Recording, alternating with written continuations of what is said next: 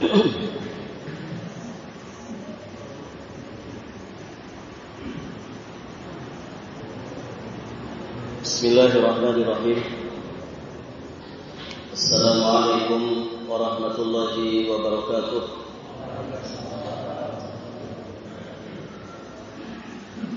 Alhamdulillahi rabbil alamin. Wa bihi nasta'in ala umuri dunya waddin. Wassalatu wassalamu ala asyrafil anbiya'i wa imamil mursalin, Nabiyyina Muhammadin alaihi afdhalus salati wa atammu taslim, wa ala alihi wa ashabihi ajma'in, wa sallama tasliman mazidan ila yaumiddin, thumma amma ba'd. Allahumma inna nas'aluka ilman nafi'an wa na'udzu bika min ilmin la yanfa'. Para hadirin, Bapak Ibu yang dirahmati Allah Subhanahu wa taala, kita bersyukur kepada Allah Subhanahu wa taala pada kesempatan yang berbahagia ini. Kita sudah masuk di tanggal 21 dari bulan Jumadal Akhirah 1447 Hijriah. Kita memohon kepada Allah dengan seluruh asma-Nya yang husna, dengan seluruh sifat-sifatnya yang maha sempurna, semoga Allah sampaikan usia kita ke bulan Ramadan di tahun ini, juga tahun-tahun berikutnya. Amin Allahumma ya rabbal alamin.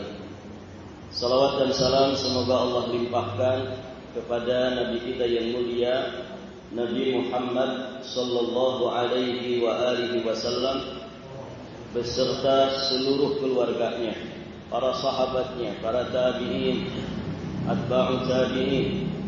Dan kita memohon kepada Allah semoga keberkahan salawat tersebut sampai kepada kita semua selaku umatnya yang senantiasa tunduk patuh menjalankan sunnah-sunnahnya. Kita bersyukur kepada Allah bisa berjumpa di majelis ini, di masjid apa namanya Pak? Al-Multazam. Semoga jamaah yang hadir di sini semuanya Allah Subhanahu wa taala berangkatkan ke tanah suci sehingga kita bisa berdoa di Multazam. Multazam itu apa Pak? Ada yang pernah ke Multazam? Ini Multazam. Multazam itu tempat antara Hajar Aswad dan pintu Ka'bah. Tempat antara Hajar Aswad dan pintu Ka'bah Baitullahil Haram. Nah, jarak antara Hajar Aswad ke pintu Ka'bah inilah yang disebut dengan Multazam. Jika kita sempat berdoa di situ, insya Allah doa-doa kita mustajab. Nah, Bapak Ibu yang dirahmati Allah, kumpulnya kita di sini tentu dalam rangka pertama untuk kita sama-sama mempelajari ayat-ayat Allah, mempelajari sunnah-sunnah Rasulullah Sallallahu Alaihi Wasallam. Dan semoga pertemuan kita di kesempatan ini juga kita mendapatkan fadilah dari silaturahmi, menyambung tali kasih sayang antara sesama kita sebagai muslim dan mukmin. Karena sejatinya perjumpaan antara satu mukmin dengan mukmin berikutnya sejatinya merupakan termasuk kelezatan yang tidak ada tandingannya ya di dunia ini. Ya, salah satu kelezatan dunia yang tersisa adalah ketika muslim satu dengan muslim yang lainnya saling berjumpa. Karena perjumpaan mereka pasti karena Allah. Kalaupun nanti mereka berpisah mereka itu karena Allah. Lebih-lebih kalau perjumpaan kita ini kemudian saling memberikan manfaat. Dan tidak ada manfaat yang terbesar kecuali manfaat yang berkaitan dengan kebaikan agama kita, manfaat yang terkait dengan kebaikan akhirat kita. Satu dua manfaat yang kita dapatkan terkait dengan kebaikan agama kita ini sejatinya lebih baik daripada dunia dan seisinya. Maka kita bersyukur atas perjumpaan ini. Semoga majelis kita ini majelis yang diberkahi Allah Subhanahu wa taala, yang mengantarkan kita juga kepada perjumpaan di surga Allah Subhanahu wa taala nanti. Amin Allahumma ya rabbal alamin. Bapak Ibu yang dirahmati Allah, sedikit ingin kita membicarakan tentang perjalanan hidup kita di alam dunia ini. Bahwa kita ini sejatinya sedang safar menuju Allah, sedang melakukan perjalanan menuju Allah Subhanahu wa taala. Tentu perjalanan kita pasti ada hambatan dan rintangan. Jangankan perjalanan yang sifatnya maknawiyah, perjalanan kita biasa saja di dunia ini selalu ada aral rintang, hambatan, tantangan di perjalanan. Nah, salah satu yang mesti diwaspadai, rintangan, hambatan di perjalanan menuju Allah itu, yang mesti kita waspadai diantaranya adalah keberadaan iblis dan bala tentaranya dari bangsa jin dan manusia. Kenapa hadirin? Karena mereka ini selalu merongrong kita 24 jam. Mereka tidak ridho kalau kita tegak lurus di jalan Allah. Kalau kita menempuh jalan Allah yang lurus, jalan pintas yang mengantarkan kita kepada kebahagiaan dan keselamatan di kehidupan akhirat nanti. Maka disebutkan oleh Nabi SAW di dalam riwayat Imam Muslim dari sahabat yang mulia Jabir bin Abdullah radhiyallahu taala anhuma. Beliau mengatakan, "Inna syaitana yahduru ahadakum inda kulli syai'in min sya'ni." Sesungguhnya setan itu mendatangi kalian dalam segala urusan kalian. Setan akan mendatangi kalian dalam setiap keadaan kalian. Apakah kita sedang melaksanakan kebaikan-kebaikan agama, ataukah kita sedang sibuk dengan urusan-urusan dunia, setan itu akan selalu datang kepada manusia. Bapak Ibu yang dirahmati Allah, kalau setan datang kepada manusia, kira-kira mau ngapain? Ngapain Pak? Kalau setan datang ke kita, kira-kira mau ngapain? Mau ngasih hadiah? Mau menyelamatkan kita? Atau apa? Pasti dia datang untuk menggoda kita, menyesatkan kita dari jalan Allah. Dia pasti datang kepada kita untuk menipu kita, untuk mengajak kita supaya jadi teman dia nanti di dalam neraka. Karena iblis sudah berjanji di hadapan Allah akan menyesatkan seluruh Bani Adam. Kenapa? Karena dia tidak mau masuk neraka sendirian. Hadirin jamaah yang dirahmati Allah. Nah, hadirin jamaah, setan itu akan datang kepada kita setiap saat. Saat kita makan, bahkan saat kita tidur, setan akan datang kepada kita. Saat kita berjalan, saat kita diam, saat kita di masjid. Di masjid ada setan enggak Pak? Di masjid ada setan tidak? Ada. Setan bangsa manusia saja ada. Apalagi setan bangsa jin. Apa? Setan bangsa manusia contohnya apa di masjid? Apa Pak contoh? Contohnya orang yang datang ke masjid niatnya bukan ibadah kepada Allah. Di rakaat kedua dia pura-pura batal, keluar dia. Ketika datang pakai sendal jepit, pulang pakai sendal kulit harga 2 juta. Itu namanya apa Pak? Setan bangsa manusia. Ada yang suka bobol kas masjid. Ada Pak? Di sini kotak infaknya pernah kebobolan tidak? Aman? Tidak ada kotak infak ya? Mungkin langsung ditransfer ya. Masya Allah. Itu setan-setan bangsa manusia datang ke masjid bukan untuk ibadah, tapi dia untuk melakukan dosa, melakukan maksiat, melakukan kejahatan. Di sebagian tempat Pak, masjid itu menjadi tempat favorit untuk pacaran muda-mudi. Na'udzubillah. Nah, setan-setan bangsa manusia itu ada di mana-mana. Sebagaimana setan bangsa jin. Di setiap tempat, dalam setiap keadaan manusia, setan itu selalu ada merongrong manusia. Maka hadirin jamaah yang dirahmati Allah. Nah, ada satu keadaan di mana syaitan itu akan sangat berambisi menggoda manusia.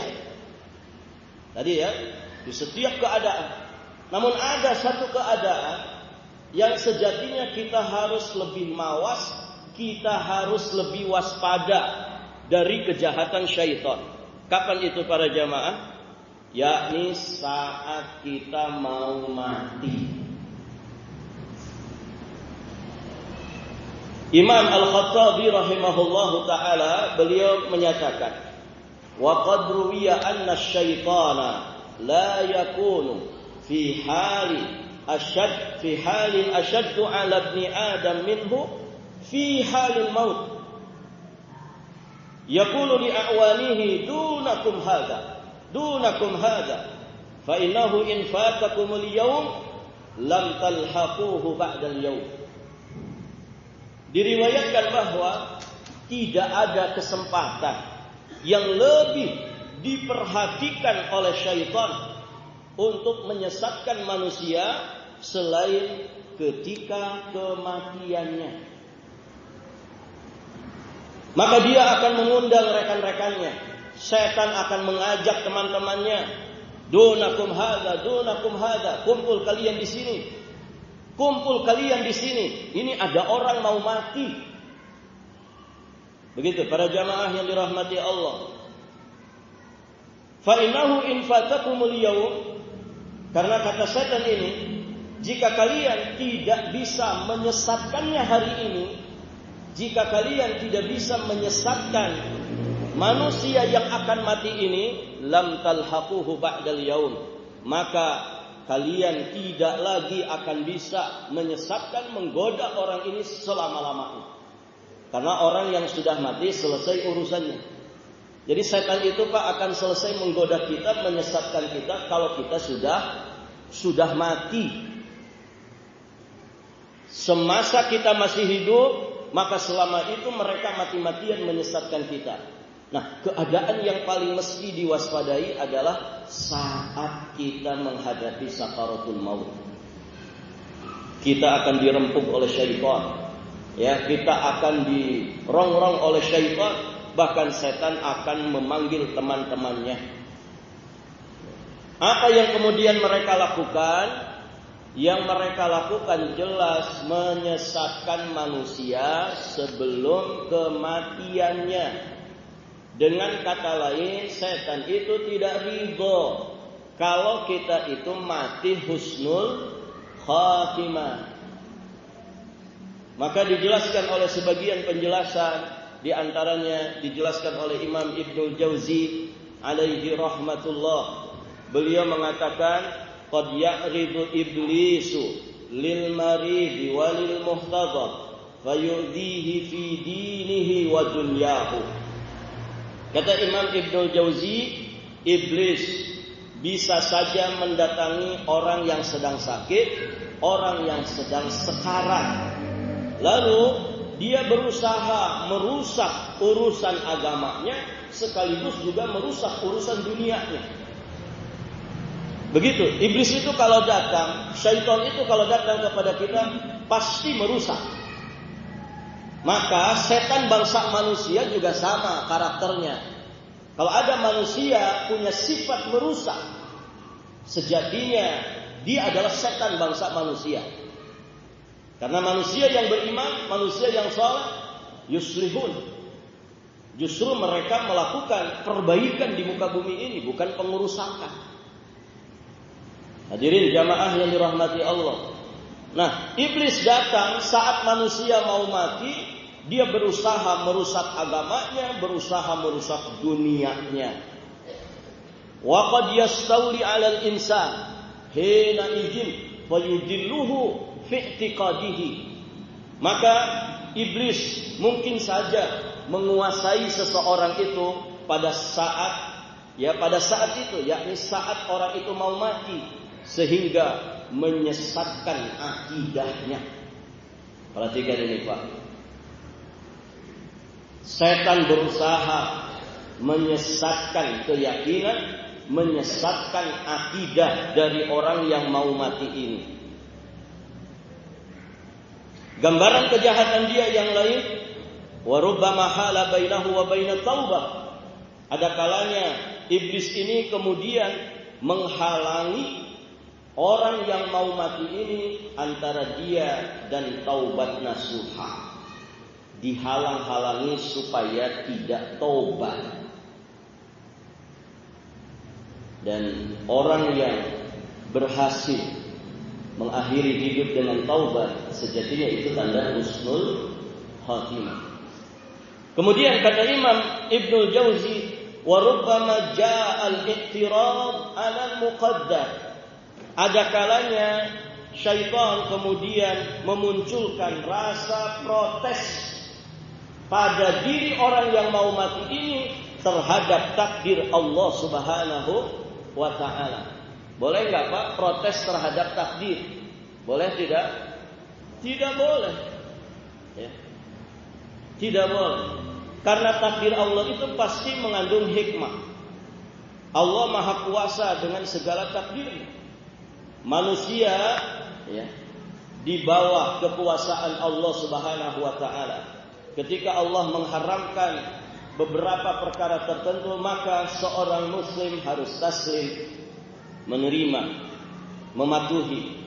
Ketika Allah memerintahkan kita dengan sebuah perintah, maka dia juga harus sami'na wa ata'na. Tidak boleh protes kepada takdir Allah. Ya. Karena itu sejatinya penyimpangan di dalam akidah. Nah, syaitan berusaha ketika ada orang yang mau mati, dimunculkan rasa protes terhadap takdir Allah. Akhirnya dia frustasi dari rahmat Allah. Akhirnya apa para jamaah? Dia suudzon kepada Allah, buruk sangka kepada Allah Subhanahu wa ta'ala. Dia akhirnya membenci kematian. Dia sedih meninggalkan hartanya yang melimpah. Dia sedih meninggalkan istrinya yang cantik jelita. Dia sedih meninggalkan pangkat jabatan dan kekuasaannya. Nauzubillah. Hadirin jamaah yang dirahmati Allah Subhanahu wa ta'ala. Lihat itu kejahatan iblis dan bala tentaranya kepada manusia yang akan meninggal dunia. Fayambagi lil mu'min. Maka kata Imam Ibnul Jauzi, fayambagi lil mu'min an ya'lam anna tilka sa'ata hiya masduqatun lil harbi. Maka seorang mukmin itu harus tahu bahwa saat-saat tibanya ajal sejatinya itu adalah waktu peperangan yang terakhir bersama dengan syaitan. Para jamaah, nilai kita itu sejatinya bukan sekarang. Sekarang alhamdulillah bapak-bapak, ibu-ibu di sini saroleh semuanya. Orang tidak ada yang ke masjid, bapak ke masjid. Sebagian orang lalai dengan akhiratnya, tidak punya kesadaran akhirat. Bapak alhamdulillah mau duduk bersimpuh belajar agama. Alhamdulillah, semoga ini istiqomah ajak sampai nanti kita mati. Tapi sejatinya nilai kita bukan saat ini. Nilai kita itu adalah saat bagaimana kita meninggalkan alam dunia yang fana ini. Apakah kita berhasil menutup usia kita dengan kebaikan, ataukah justru kita gagal menutup usia dengan kebaikan? Makanya salah satu doa yang sangat berharga dalam hidup ini adalah doa meminta husnul khatimah. Itu cita-cita dunia yang tidak boleh gagal. Bapak kalau pengen kursi di dunia ini tidak kesampaian. Akhirnya tidak dapat kursi. Alhamdulillah tidak dapat kursi di DPR, ya, kursi di rumah berlimpah, gitu kan? Tidak ada masalah, Pak. Cita-cita dunia kalau gagal nggak ada masalah. Kita pengen jadi orang kaya, nggak kaya-kaya, tidak berbahaya. Tapi yang berbahaya adalah kalau kita tidak mendapatkan husnul khotimah ini. Maka hadirin jamaah yang dirahmati Allah, disitulah sejatinya peperangan kita dengan syaitan. Saat-saat kita mau melepaskan nyawa ini. Kemudian hadirin jamaah yang dirahmati Allah, Imam Ibnul Jauzi juga memberikan nasihat. Wahina yanhi al-waqis fayambagi ayyatajallad wa yasta'in billah 'alal adu. Ketika pertempuran tersebut terjadi, kata Imam Ibnul Jauzi, maka dia harus bersabar, dia harus teguh, dia harus sabar, dia harus kokoh dan terus memohon pertolongan kepada Allah Azza wa Jalla di dalam melawan musuhnya. Begitu. Makanya di dalam kehidupan kita ini para jamaah, jangan pernah mengandalkan kepada kemampuan diri sendiri. Jangan pernah mengandalkan kepada amal-amal soleh kita. Ya. Semua itu dengan taufik dan inayah Allah. Makanya ibadah itu selalu disertai dengan isti'anah. Di surat Fatihah yang sering kita dengar, di surat Fatihah yang sering kita dengar di dalam bacaan sholat kita, ya, di ayat keberapa itu? Iyyaka na'bud wa iyyaka nasta'in, ayat kelima ya. Iyyaka na'bud wa iyyaka nasta'in. Hanya kepadamulah kami itu beribadah dan hanya kepadamulah kami itu memohon pertolongan. Ibadah ini akan terwujud dengan pertolongan Allah. Maka ibadah mesti dibarengi dengan isti'anah. Karena laulallah, kalau bukan karena Allah, ma shallaina, kita enggak bisa, asli enggak bisa untuk mengerjakan salat. Ya. Wala sumna, kita tidak akan bisa mengerjakan puasa. Wala tasaddaqna, kita enggak akan bisa sedekah. Semua itu dengan taufik dan inayah dari Allah Subhanahu wa taala. Makanya ya, orang itu kalau berdoa tapi tidak usaha, kalau usaha tapi tidak berdoa, namanya apa? Apa Pak? Ada orang usaha terus tapi tidak pernah berdoa, namanya apa tuh? Apa Pak? Sombong. Begitu kan kata Allah. Innal ladzina yastakbiruna an ibadati sayadkhuluna jahannama dakhirin. Sesungguhnya orang-orang yang istikbar, mereka bersikap sombong, tidak mau beribadah kepadaku. Maksudnya tidak mau berdoa kepadaku. Allah menyebut orang yang tidak mau berdoa itu orang-orang yang sombong. Ibadah mesti disertai dengan doa. Pun sebaliknya, para jamaah yang dirahmati Allah, kalau ada orang berdoa saja tapi tidak mau usaha, namanya apa? Namanya apa Pak? Usaha tidak mau doa namanya sombong. Kalau doa saja tidak mau usaha, namanya apa? Namanya apa Pak? Bohong. Apa Pak? Bohong. Ya, ya Allah berikanlah saya anak keturunan. Ya. Dan pernah mau nikah. Bisa Pak? Ya Allah masukkan saya ke surgamu. Diajak sholat, tidak mau. Nanti saja sholat sudah pensiun. Katanya pengen masuk surga. Ya Allah saya ingin selamat di dunia dan di akhirat, tapi tidak mau belajar agama. Ya, doa terus. Ya Allah saya pengen husnul khotimah, tapi kerjaannya kecanduan maksiat. orang itu akan mati disesuaikan dengan kebiasaannya. Coba perhatikan, orang itu mati disesuaikan kebiasaannya, Pak. Ada pawang buaya, matinya kenapa, Pak? Diterkam buaya. Ada pawang ular, matinya diterkam ular. Begitu. Tukang zina, matinya sedang berzina. Emang ada orang mati sedang berzina? Banyak, Pak. Di tempat kami dulu sempat viral itu. Kakek-kakek usia 60 tahun ke atas mati sedang, bukan qobliyah, bukan ba'diyah, ya, sedang berzina di atas tubuhnya, di atas tubuh perempuan. Sedang mati, Pak. Ya. Perempuannya nggak mati, wanita pezinanya nggak mati. Diwawancarai akhirnya wanita itu, kenapa bisa begitu kejadiannya? Ternyata si kakek ini overdosis obat kuat. Begitu, Pak. Obat kuat itu kan memacu jantung. Kalau kimia itu bahaya sekali. Jantung orang tua sudah lemah, dipompa, dipaksa, mati, Pak. Yang mengerikan, si perempuan itu bilang, memang dari dulu dia langganan saya. Langganan. Mungkin dari muda-mudanya langganan, sampai tua langganan. Luar biasa. Orang mati sesuai kebiasaan.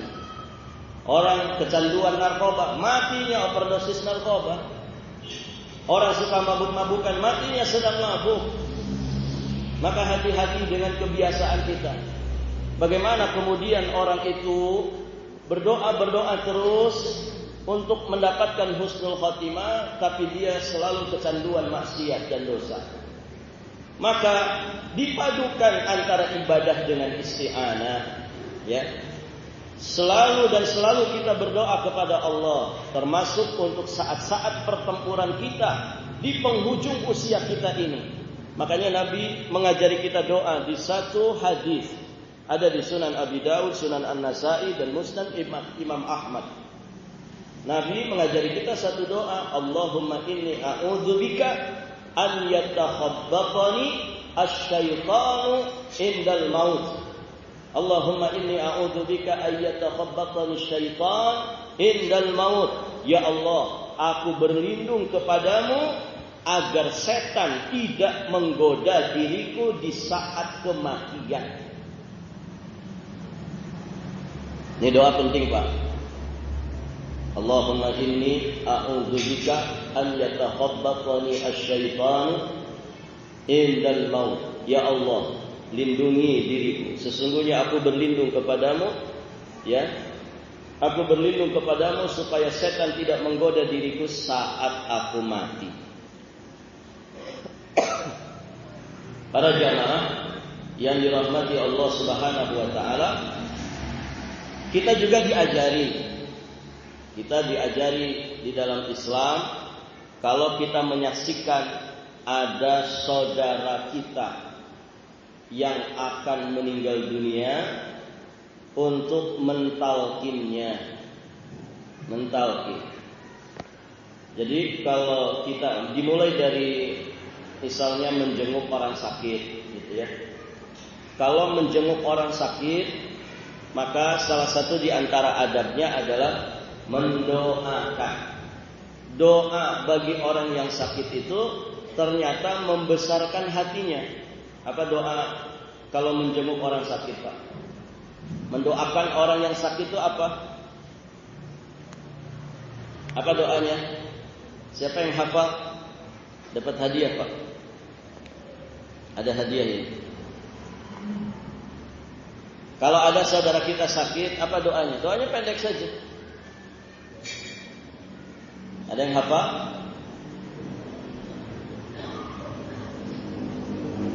Doanya la ba'sa tahurun insyaallah.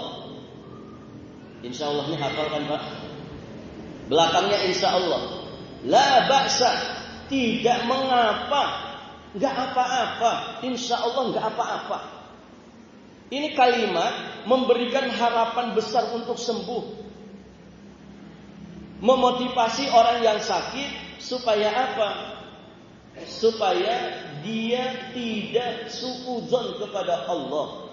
Bisa ridho dengan ketetapan Allah yang menguji dirinya dengan sakit.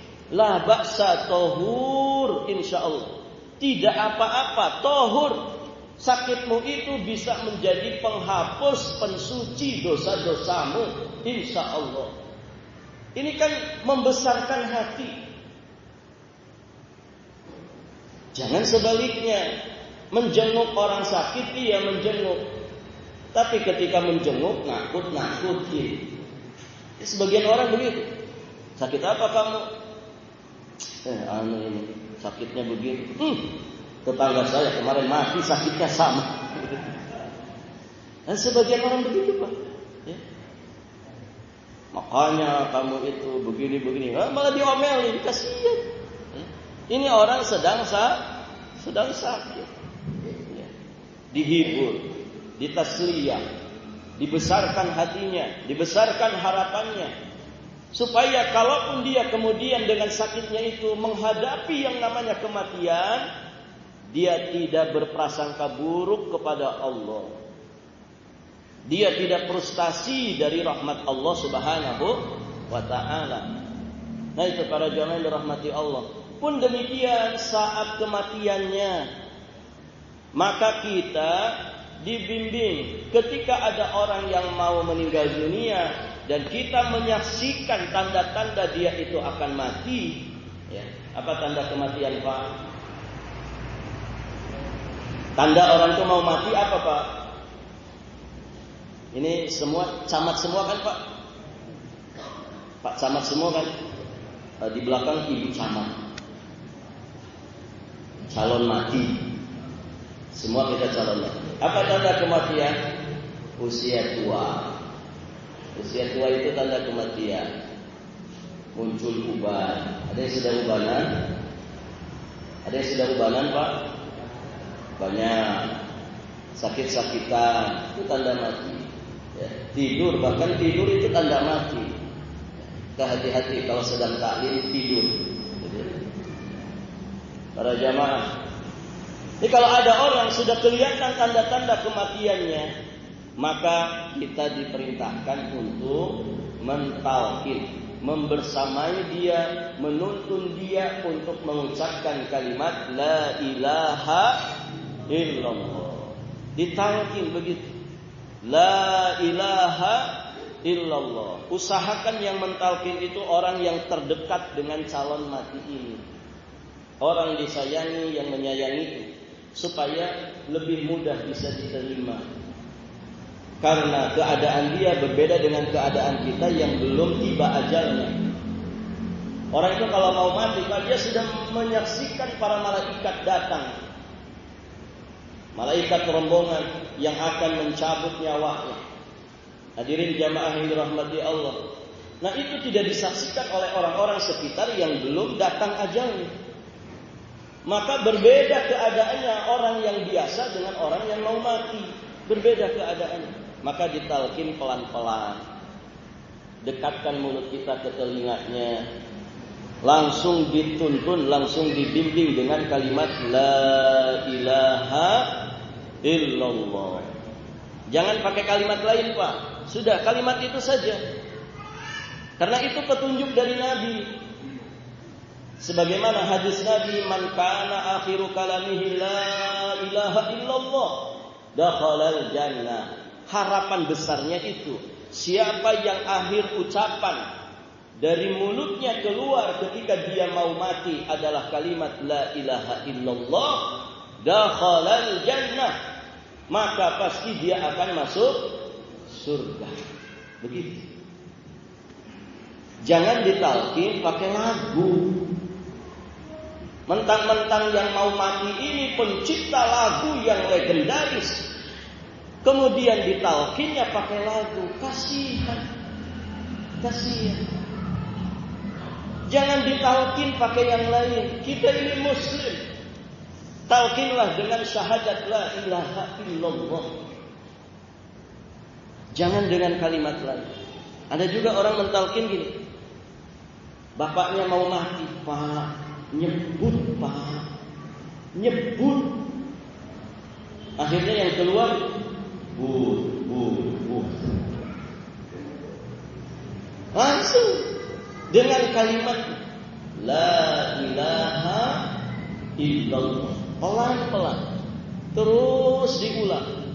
Kalau kemudian yang mentalkin ini sudah bisa memastikan bahwa orang yang mau mati dicabut nyawa ini ternyata berhasil mengucapkan kalimat itu, maka nasihat para ulama sudah biarkan dia.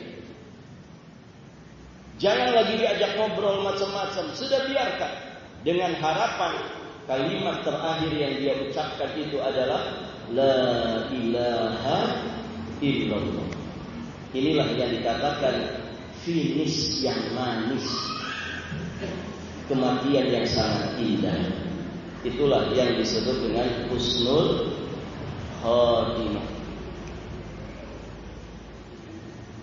Bapak Ibu yang dirahmati Allah, semoga Allah mewafatkan kita dalam husnul khatimah. Kunci untuk kita bisa dapat husnul khatimah, istiqomahlah di atas iman dan amal soleh. Jangan pernah kita berpaling dari jalan Allah Subhanahu wa ta'ala, dan terus selalu meminta kepada Allah supaya kita diistiqomahkan di jalannya, sehingga cita-cita tertinggi kita di dunia kita bisa mendapatkannya, yaitu mati husnul khatimah. Di dalam beberapa ayat Al-Quran Allah mengajari kita doa-doa untuk mendapatkan husnul khatimah. Ya, di antaranya, ya silakan dicatat, ada di surat Al-A'raf ayat 126. Rabbana afrigh alaina sabra wa tawaffana muslim. Rabbana afrigh alaina sabra, ya Allah, karuniakan, limpahkan kesabaran kepada kami, wa tawaffana muslimin, wafatkan kami dalam keadaan muslim.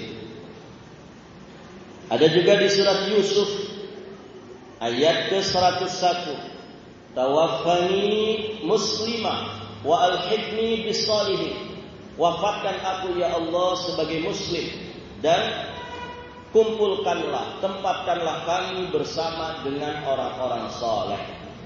Di surat apa itu? Surat Yusuf ayat 101. Boleh juga di surat Ali Imran.